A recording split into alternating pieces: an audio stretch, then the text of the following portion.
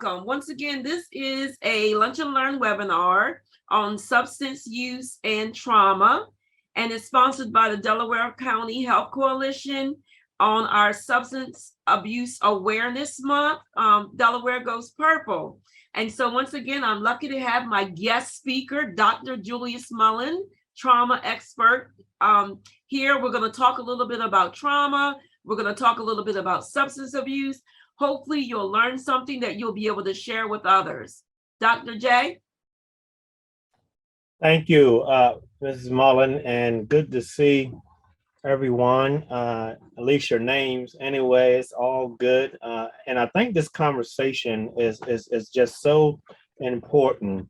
And if not then, certainly now, with everything going on in the world, and we see and hear so many connected behaviors that we're going to talk about with trauma and substance use. But I think first it's important to understand what is trauma, so I want to set a foundation in terms of, because that word often is thrown around more and more nowadays than many times before. So trauma is really simply a distressing or disturbing event or experience. And I'm talking about, I know you may have heard of ACEs, adverse childhood experiences.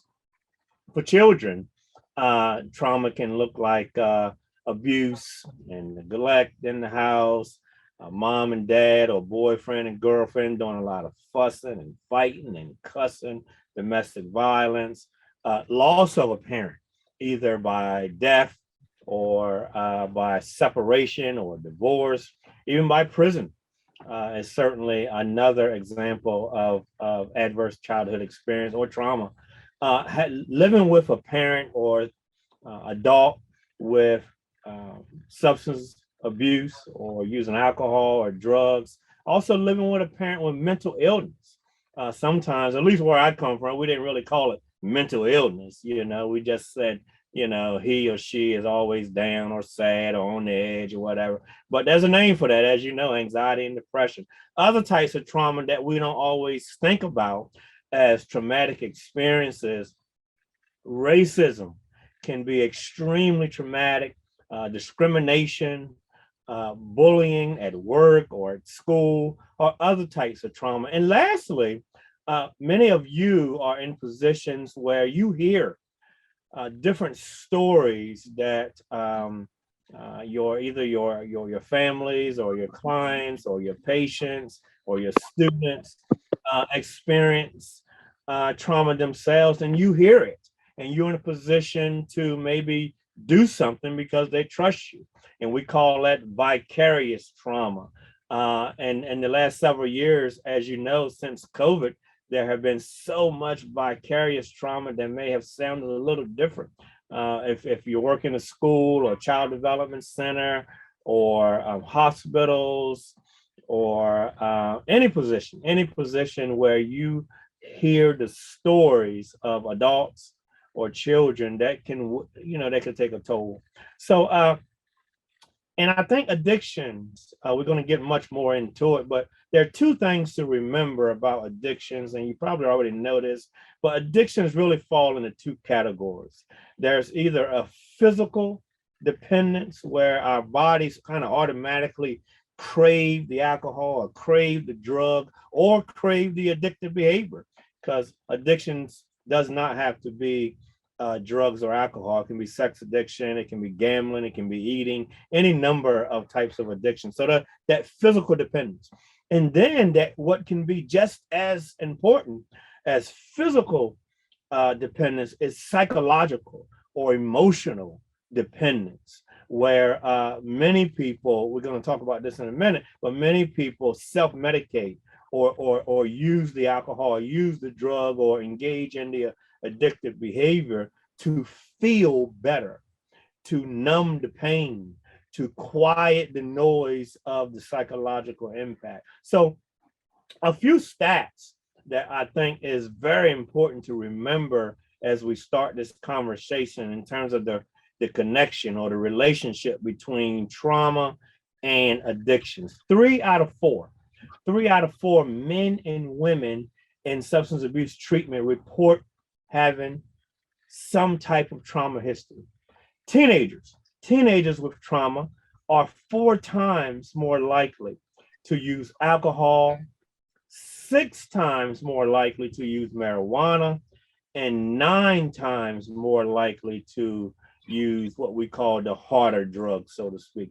80%, 8 out of 10 women seeking treatment for addiction report a history of physical and sexual assault. I think that's important to highlight as well. Lastly, men with substance abuse, challenges are 7 times more likely to have PTSD, which is really a long-term trauma situation. Lastly, to kind of bring the numbers to, because everybody not, they get crazy about, at least with me, stats are okay, but tell me the stories. What does it really mean? I remember being part of a panel discussion where there were politicians and hospital presidents and prison CEOs and behavioral health, the who's who in Delaware. And they was having this panel, this conversation about what can we do about substance abuse, what can we do about trauma. So, they gave their high level ideas and recommendations, but the recommendation that I heard, I remember the most, was a lady who was in recovery for about 40 years. She had some traumatic experiences and she was in recovery for heroin. And what she said, I remember the most. She said, if you treat the trauma, you would have treated the addiction. So I think that really sets the tone for the rest of this conversation. So back to you, Mrs. Mullen. Thank you. So yeah, that's exactly what we were thinking about as far as when we're talking about substances and trauma in within itself. We may think that they're not related. We may think, and that was kind of the whole point of this discussion, is kind of, we see some of these behaviors and we see some of these actions or some of this impulsivity, and we don't understand the correlation. And so when we're talking about some of the traumatic experiences that Dr. J was sharing, as far as the violence and things, so how does that get from those experiences to the actual substance use? And so some of those key things is, one, as he mentioned, self-medicating. And so one of the things, I have this little diagram here, excuse me, hold on, sorry, that I wanted to share. Sorry, just a second, sorry. And so this diagram really says it all. When you think about self-medicating, we're getting away from, we don't want to feel the feelings of sadness. We don't want to feel anger, the fear and loneliness. And so when we have these different feelings as a result of our experiences, substances really come into play with kind of making us numb. And so when we're talking about self-medication, when we're having depression and when we're having anger and we're having all of these other emotions, so a lot of people don't like to go to a doctor or to a psychiatrist and get proper medication that helps with depression and anxiety. And so sometimes they turn to what we are known as substances, that they feel kind of numb those different emotions. And what's key about those emotions are they can be directly related to our traumatic experiences. And so if I felt in my life where I felt like there was times in my life where I didn't have control, or I felt like I wasn't good enough, or I felt like I wasn't safe. And so those emotions, those feelings, those thoughts could be so overwhelming to me. And so I may self-medicate so I won't feel those feelings. I can self-medicate so that I won't have to think about those experiences and those memories and things. And so a lot of times it just quiets the noise. If you think about this, like this instant gratification, and it doesn't have to be substances. It could be shopping, it could be binge eating, it could be sex, it could be a lot of other things. But for this particular Lunch and Learn, we're talking about how people use these different substances to just quiet the noise, to take away those emotions. I don't have to feel I don't have to think about those experiences and how they affected me. Another thing about how trauma and substance abuse or substance use disorder are related is that people who have traumatic experience have a higher susceptibility toward taking drugs or substances. And people who use substances have a higher susceptibility of being traumatized. And so it's very much like a cycle. I've experienced these traumas, I've experienced these negative experiences. And so because I want to quiet the noise, I don't want to think about it, I want to numb myself. So now I start to use drugs. And because I'm using drugs, I may put myself in situations, I may be around high risk people or risk takers, which causes me to be traumatized again. And so it's almost like this cycle of behaviors that is like a continuation of, which started first, and it just plays out in everyday lives. And so when we see these people who are drinking at night to kind of get over their day, or drinking so they can sleep, or smoking weed so they can eat, or whatever these things are, it's like they're using these things in their mind just to function. So it's very important that we remember that. What else you got, Dr. J?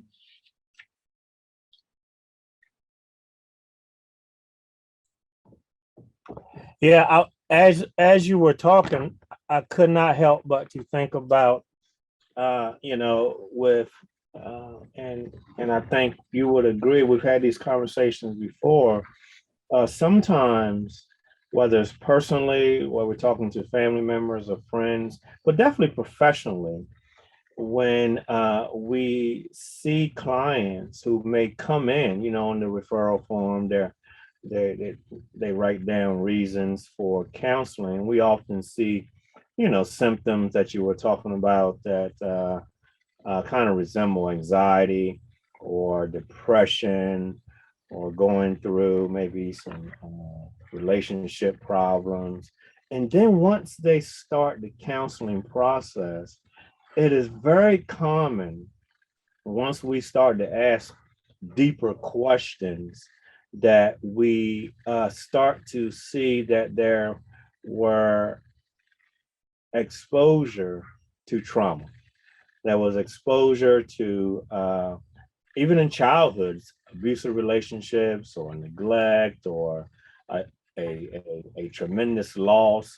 And then once we start to dig even deeper, it's not uncommon that we also find some addictive behavior, whether it is alcoholism or marijuana or some type of drug.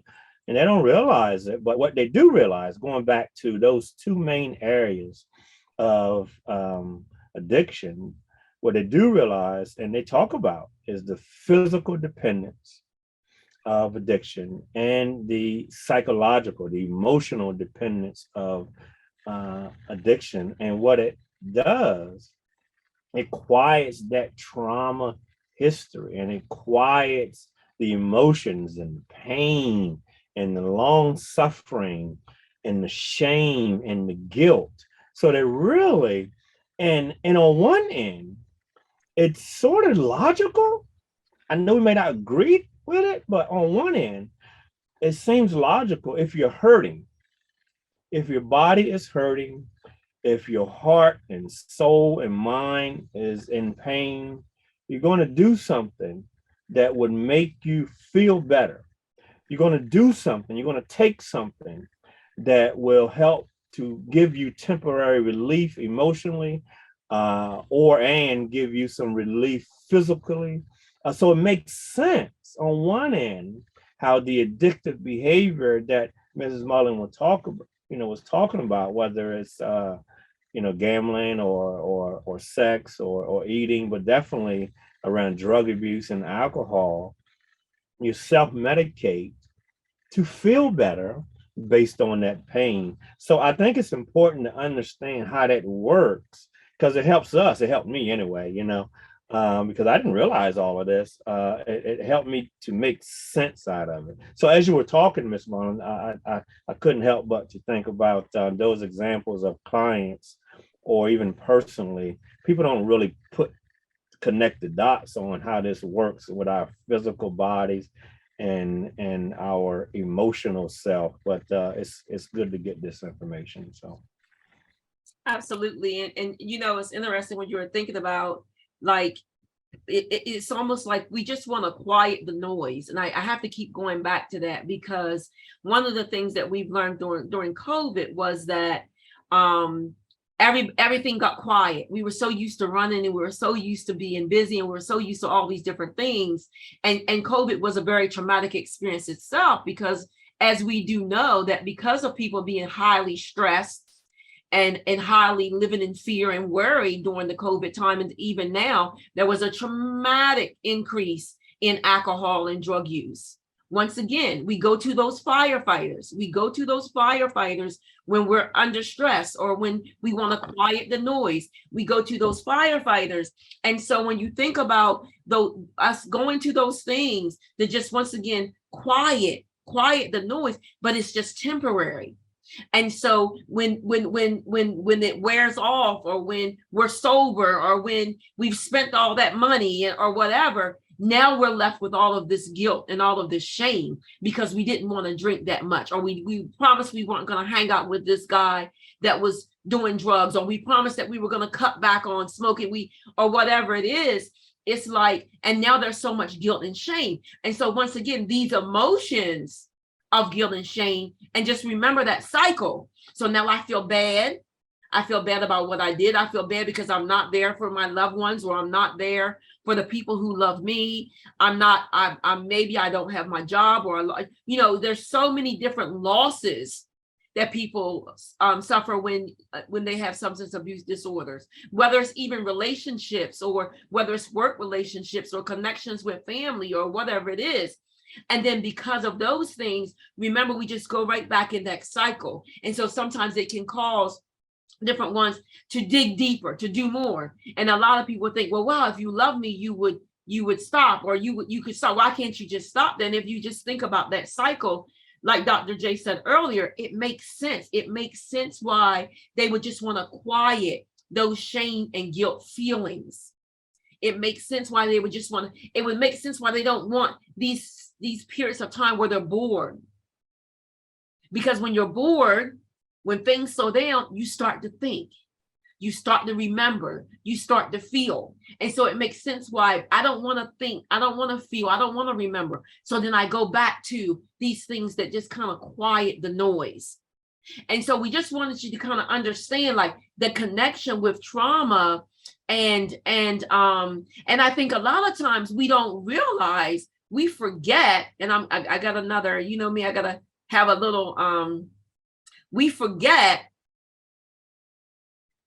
what this looks like. And so I have this big elephant in the room. And that's what it is like sometimes. Like, sometimes we minimize our experiences. We minimize the things that we've dealt with during childhood or in adulthood. We've minimized the breakups. We've minimized the losses, significant losses in our life. A lot of community violence that we're experiencing. We minimize some of these things, but it's this big giant elephant in the room. This big giant elephant in the room. And what we want to do, we want to act like it's not there. And unfortunately, substances do that. Substances, whether it's alcohol or whatever that addiction is, it does that. It removes that elephant. I don't have to see that elephant. I can walk around that elephant. I can tiptoe around this elephant. I can act like that elephant is not there. And so that's what substances do. If you think about this elephant as trauma and past experiences and past hurt, it's so easy for us to act like it's not in the room, that it's not sitting there, it's not within us. Dr. J? that's a really, really good example as far as using that elephant in the room, because you're so right. And sometimes we don't consciously recognize that, as you said, the elephant is in the room or part of our being. There's a book that I'm reminded of that, although we may not always think about that elephant, But as you said, the elephant is always there. And there's a book that talks about your body keeping score.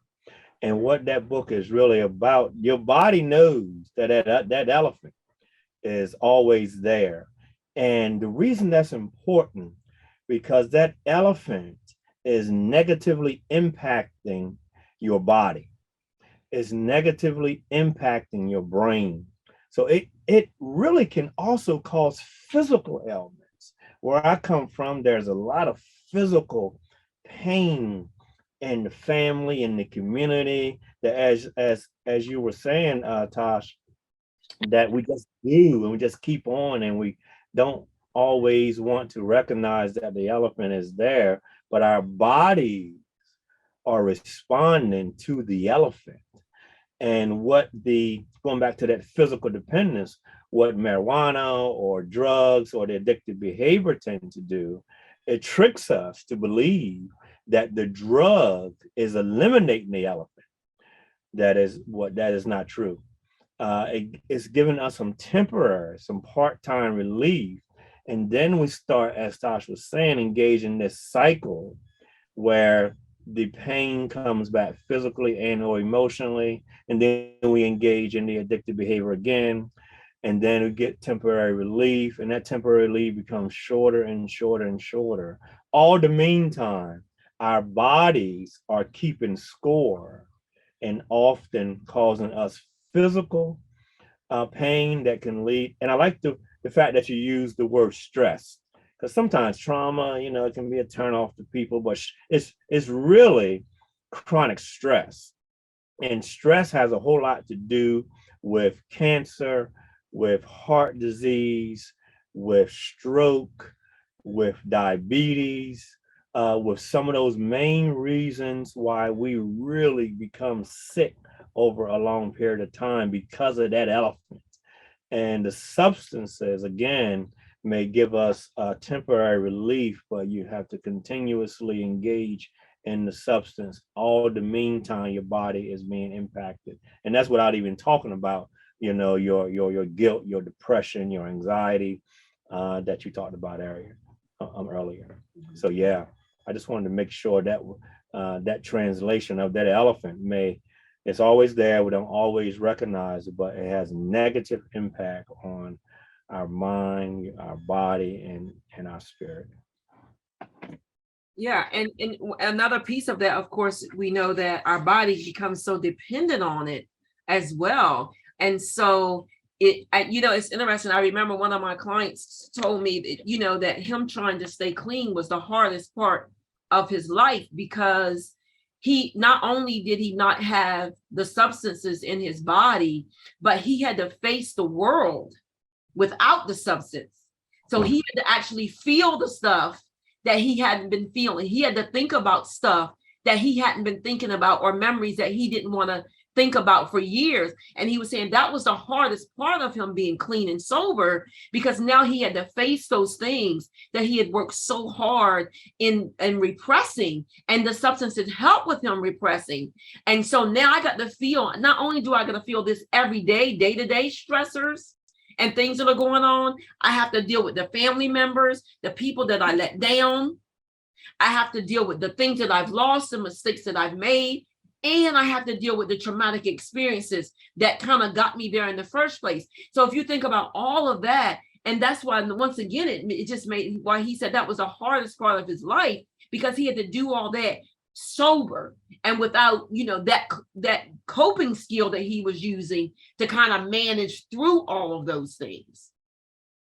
So I want to just stop for just a second and just to see if anybody has some comments or any questions before we go on. Or I don't want to, make you feel like this is a lunch and learn, but just if anyone has any questions or comments, now would be a great time.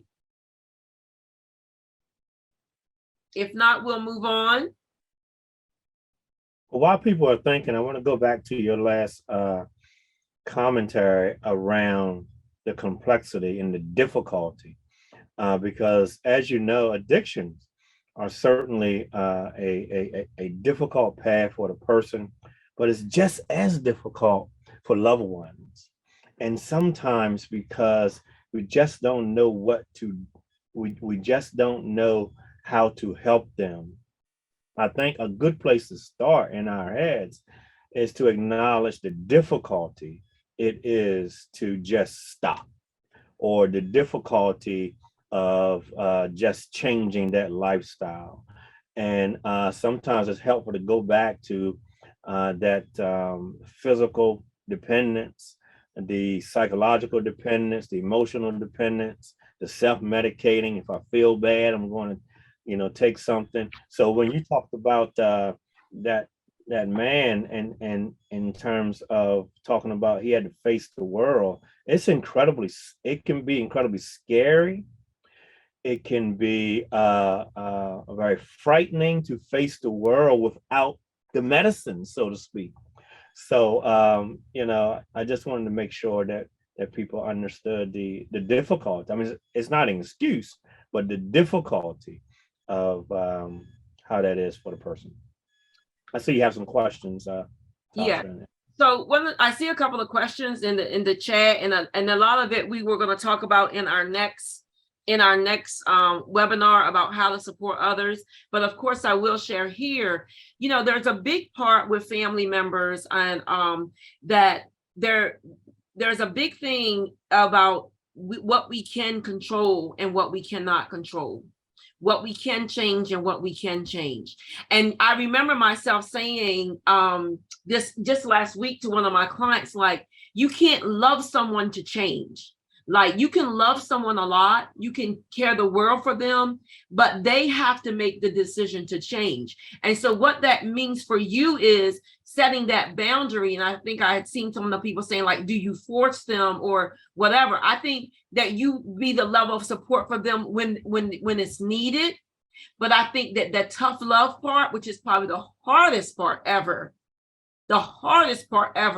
is you setting that boundary about what you cannot do, based off of you knowing that you cannot change or control anyone. And that is a really hard part. That is a really hard boundary. And we're going to talk a little bit more about that next week. But the thing to keep in mind is, as much as you love someone, you cannot change or control their behavior. You cannot change or control their behavior. Your love is not going to make them stop. Your relationship with them is not going to make them change. It has to come within. It has to come within. And then you have to determine your boundary, your border, how far you're going to go, what your tough love looks like, because it's different for everyone. Julius, you have something with that? And I see some comments and some questions from Christine and Tavia as well. And I think you went right there in terms of your responses. Most substance abuse treatment, whether it's outpatient or inpatient or support groups, although the methodologies, the interventions, the strategies may be different, but how you just explain the motivation. I use that word on purpose. The motivation of the person is really, really important. That's the common theme, regardless of type of treatment. And it's a difficult reality, because I know we hear that all the time, that the person have to want help and they have to have a reason to change.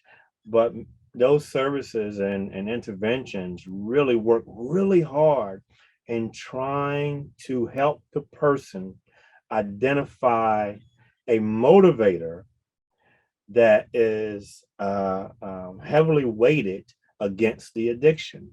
The motivator is stronger than the psychological and physical dependence. Sometimes, and they're so individualized. I remember working with a woman who, I mean, she was a forensic psychologist, so that also reminds you that addiction, you're right, is a disease, and it certainly doesn't have any bias. You know what I mean? It can impact anybody. So the common theme is around motivation. is helping the person identify what's important. For that mom, it was her kids. She put her kids in the middle, and she made a decision that in order to continue to support and have her kids and be a good mom, she had to address this disease. For others, it might be job. For others, it might be some other type of motivation. So it's really a process in helping the person, and that's why treatment can be very effective. Um, does everyone have motivation? I don't know. I think everyone has a capacity to be motivated, but through treatment, through support groups, through different types of expertise, the goal is often not necessarily to stop the addictive behavior. The goal is often to identify with a motivating factor that will ultimately lead to living a life of recovery. Anyone else have any comments? I seen some people unmute themselves.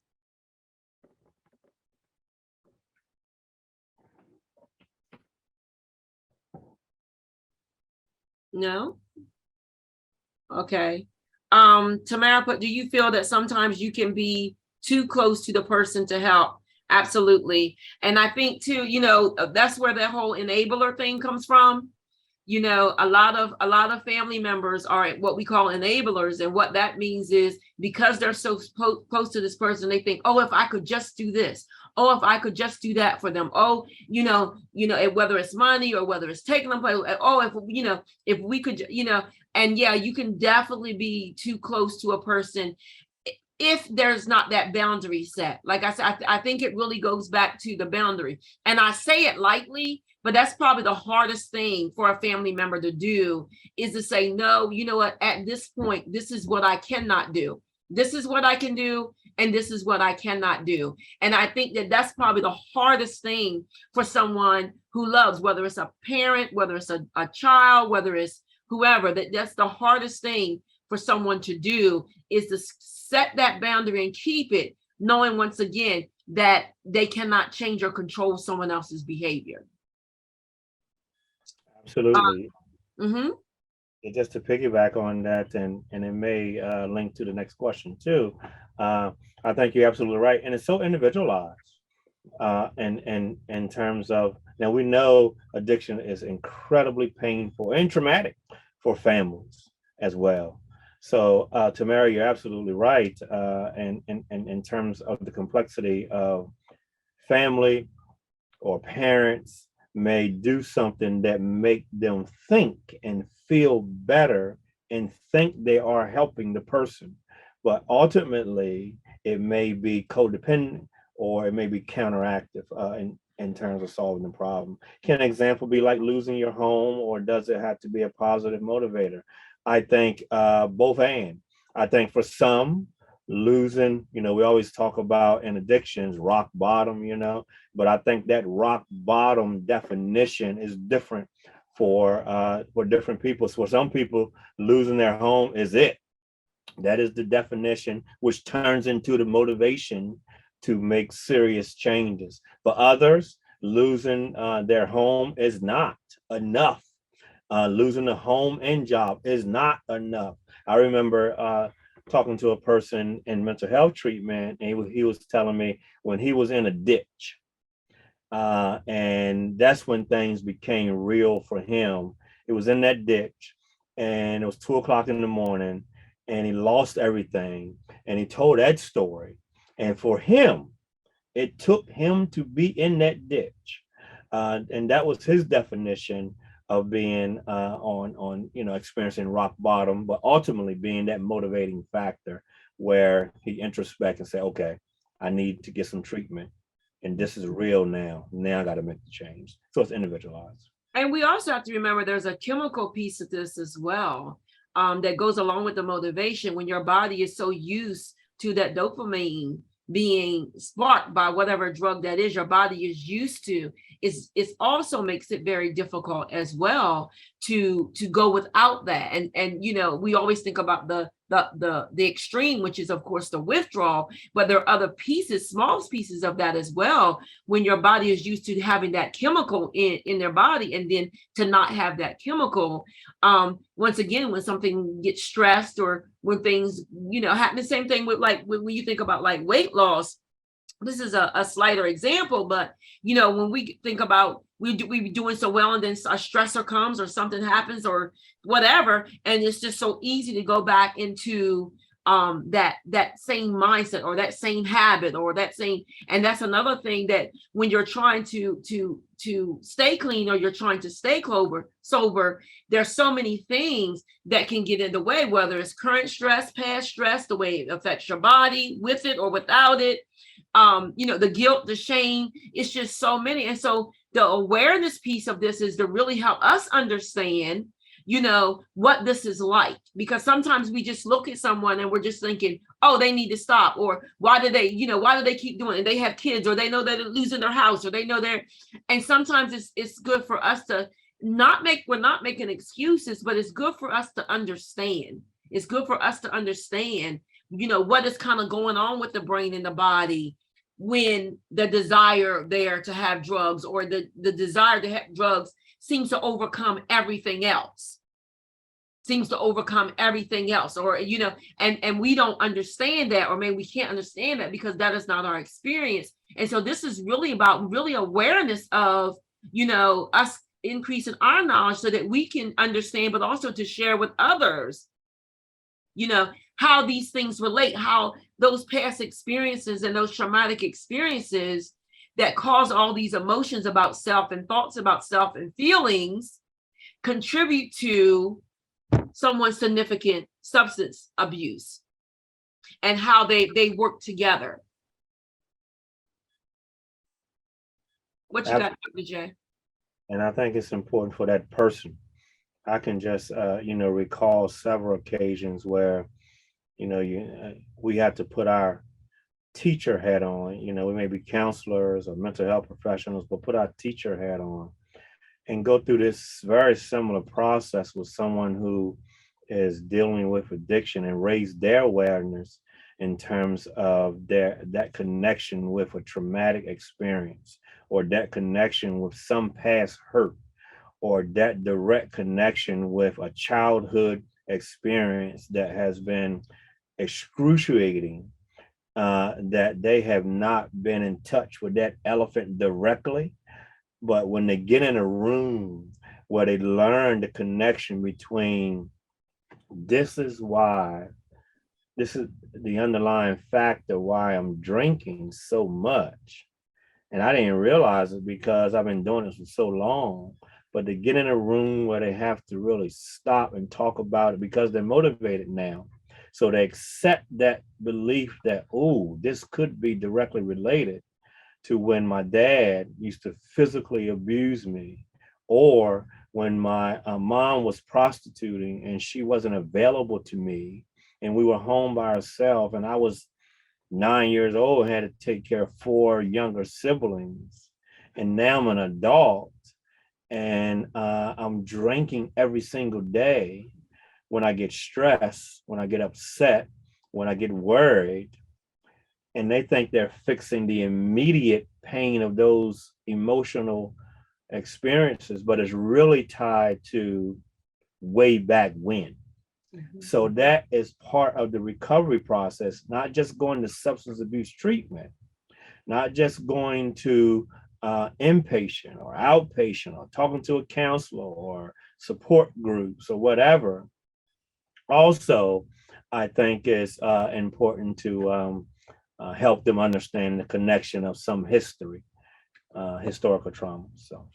Yeah, and I was also going to add there, because we really didn't talk a whole lot about triggers, but sometimes that is one of the things people don't even understand, is how trauma and past experiences, or having experiences where we were overwhelmed with stress, how often we can be triggered. And of course, with a trigger, because our body and mind responds like we're reliving the situation, could also be another thing that could play into substance too, because once again, we're trying to quiet that out. And so they could be someone that you see, it could be a house, it could be a building, it could be a comment, it could be different things like that. But these triggers of these past stressors or these past traumatic experiences could also play into why it's sometimes difficult for people to stay sober or to stay in recovery. And counseling that works with trauma and substance abuse disorders together would be a great match for someone who is really trying to, of course, they would want to want help, because you're working on both. You can't just work on one and not address the other. Working together with both, is the perfect combination to help someone. And once again, remember that elephant in the room, because I think sometimes we do forget some of the things that we've experienced, some of the things that our loved ones have experienced. We minimize them and some of these things. And once again, not making excuses, but these are real life things. These are real life memories and images and thoughts and feelings that we walk around every day carrying in our body. And once again, if some substances or things can quiet that out, you can see why it may be difficult sometimes for people to stay sober or to stay in recovery. Any additional questions or clarifications or comments? Please continue to chat. I know our time is winding down, but any other questions, please chat away.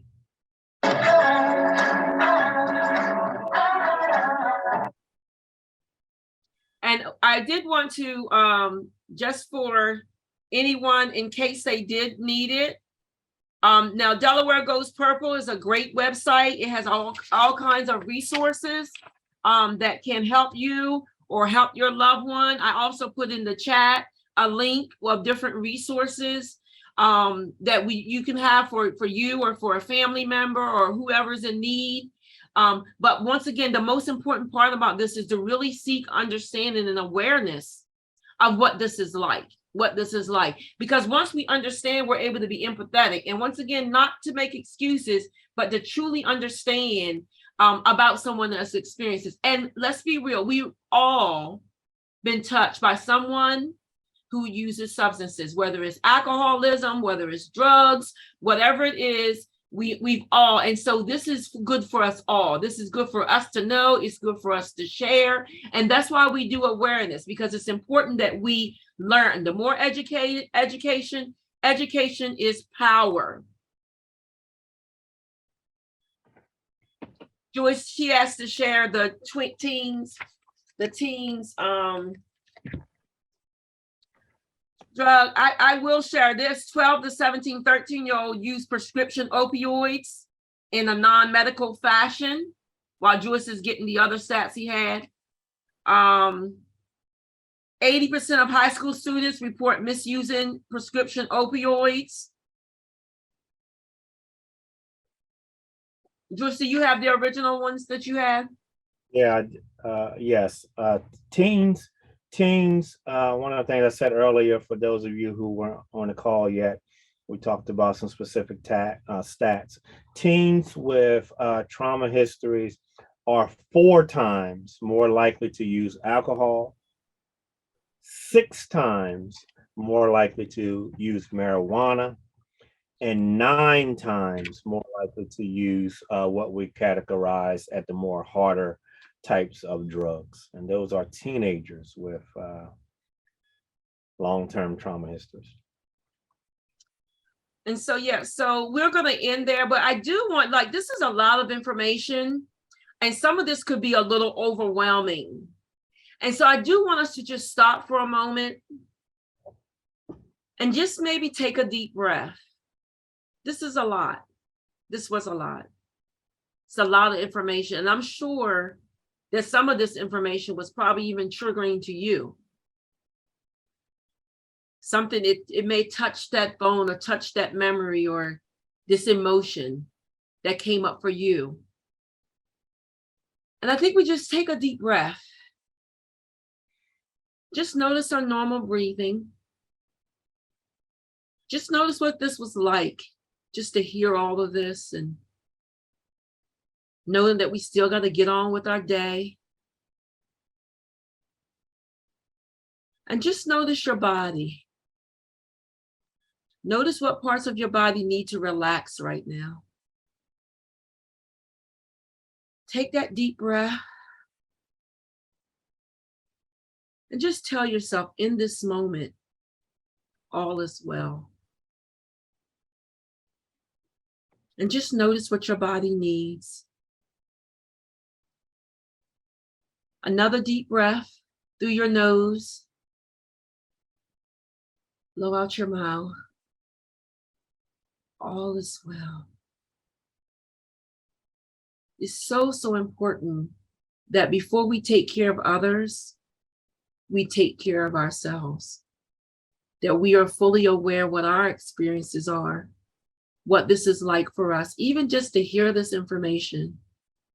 I'm sure a loved one popped in your mind, or maybe it was you. And just take another deep breath.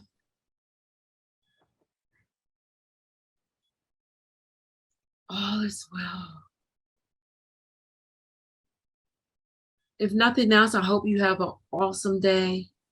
I hope you give yourself what you need. I hope you share this information so it can be helpful to someone else. And that's all we have for today. Have a good day. Thank you, everybody.